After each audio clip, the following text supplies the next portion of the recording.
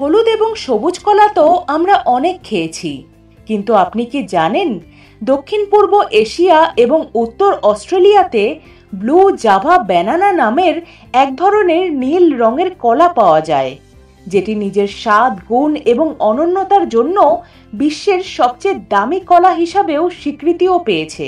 মুসা বালবিসিয়ানা এবং মুসা আকুমিনাটা দুই প্রজাতির সংমিশ্রণে তৈরি হয়েছে এই হাইব্রিড প্যারান্টেজ প্রজাতির নীল রঙের কলা।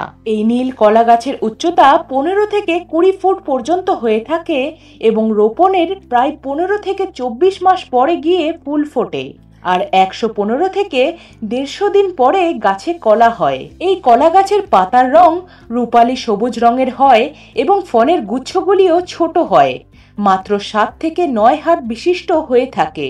অপরিপক্ক অবস্থায় ফলের রং রূপালী নীল বর্ণের হয়ে থাকে আর পেকে গেলে ফ্যাকাশে হলুদ রঙের হয়ে যায়।